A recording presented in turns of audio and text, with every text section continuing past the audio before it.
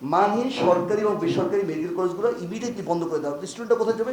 স্টুডেন্টদেরকে ভাগ করে অন্য মেডিকেল কলেজ দিতে পারে। তত্ত্বাবধায়ক সরকার, অন্তর্বর্তীকালীন সরকারের যিনি উপদেষ্টা আছেন উনি সজ্জন, আমাদের সাথে দেখা হয়েছে, কথা হয়েছে, আমরা বসেছিলাম ঢাকা মেডিকেল কলেজে।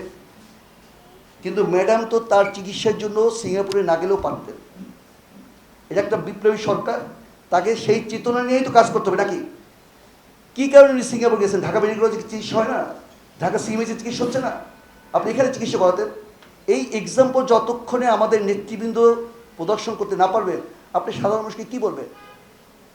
এই খারাপের মধ্যেও তো নিচ্ছে মানুষজন, ওনার চেয়েও আরও নামি দামি লোকজন নিচ্ছে। আমাদের জাফরুল্লাহ চৌধুরীকে আপনার চেনেন, স্মরণ আছে? উনি করোনাকালীন সময় তো সিএমএইচে যান নাই, হি রিফিউজ হিজ ট্রিটমেন্ট। উনি ঢাকা মেডিকেল কলেজে যান নাই, উনি ওনার গণস্বাস্থ্য কেন্দ্রে চিকিৎসা নিয়েছেন। উনি কিডনির যে ডায়ালিসিস যেটা ওখানে নিয়েছেন। আমরা কি এইরকম এক্সাম্পল সাইড করতে পারি না? অবশ্যই পারি, পাওয়া দরকার ছিল। যাই হোক, ম্যাডাম অত্যন্ত অসহায়, তার আশেপাশের লোক নেই, তা আপনি আরও লোক নেন। আমাদের তো আমাদের মতো চিকিৎসক তো আছে, আরও অনেক আমাদের যে গুণীজ্ঞানী চিকিৎসক আছে, জ্ঞানী চিকিৎসক আছে, রিসার্চ করে তা আছেন, তাদেরকে আপনি নেন, আপনি কমফোর্টেবল থাকেন। এই যে 1.5 মাস হয়ে গেল নাকি, একটু বেশি হয়েছে, এই 1.5 মাসের মধ্যে তো 110টা মেডিকেল কলেজ 2বার ভিজিট করা যায়। চিকিৎসকদের সমস্যা কী, নার্সদের কী সমস্যা, ওয়ার্ড বোর্ডে কী সমস্যা, অ্যাম্বুলেন্স কেন চলে না, এ কথাগুলো শুনতে হবে না? আর যারা আপনারা চিকিৎসা নিচ্ছেন, যারা যে সমস্ত জনগণের জন্য স্বাস্থ্যকেন্দ্র, যদি কোনো রোগ না থাকতো, এটা আমার পরিচয় করে দিল অনেক বিশেষণ দিয়ে, মনোরোগ বিশেষজ্ঞ, আমার কোনো দাম আছে? যদি শারীরিক মানসিক রোগ না থাকে আমার দাম কি? জিরো, তো জিরো পয়সা।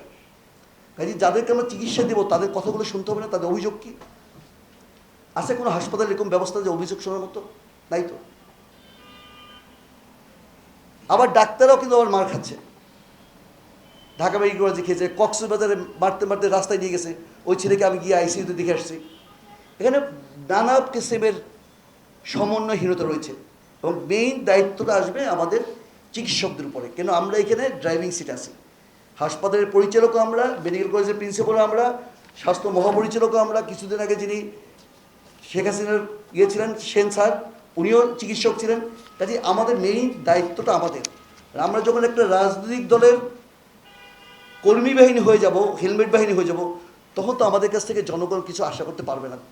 পুরো দেশটাকে এভাবে ডিভাইডেড করে রাখা হয়েছে।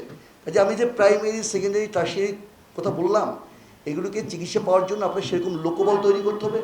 আমাদের যে মেডিকেল কলেজগুলোতে আছে, প্রাইভেট অথবা সরকারি যে মেডিকেল কলেজ, এগুলো মানহীন, অনেকগুলো আছে মানহীন। এগুলো রাজনৈতিক বিবেচনায় এই মেডিকেল কলেজগুলো তৈরি করা হয়েছে। আপনি যদি কোনো একটা মেডিকেল কলেজে যান, আপনার সাংবাদিক বন্ধুরা দেখবেন সেখানে পর্যাপ্ত পরিমাণ শিক্ষক নাই, ডাক্তার নাই, নার্স নাই, কোনো ইনফ্রাস্ট্রাকচার নাই। একটা গার্মেন্টসের 3 তলা 4 তলা ভাড়া দিয়ে সেটাকে মেডিকেল কলেজ করা হয়েছে। কাজে আমরা কয়েকটা দাবি নিয়ে আমাদের স্বাস্থ্য যিনি উপদেষ্টা আছে তাকে এগুলো আমরা জানাতে চাই। তার মধ্যে একটা হচ্ছে এইটা যে মানহীন সরকারি এবং বেসরকারি মেডিকেল কলেজগুলো ইমিডিয়েটলি বন্ধ করে দেওয়া। স্টুডেন্টটা কোথায় যাবে? স্টুডেন্টদেরকে ভাগ করে অন্য মেডিকেল কলেজ দিতে পারে। কোনো সমস্যা না। যদি আপনি সমস্যার গভীরে যান, আপনার যদি মানুষের প্রতি ভালোবাসা থাকে, দায়বদ্ধতা থাকে, আপনি যদি তাদেরকে একটা সুন্দর স্বাস্থ্য ব্যবস্থা উপহার দিতে চান, এইগুলো খুবই ছোটোখাটো সমস্যা। আমি মনে করি রাষ্ট্রের জন্য কোনো সমস্যা না। 67% বাজেট 2022 সালে রাষ্ট্রীয় কোষাগারে ফেরত গেছে।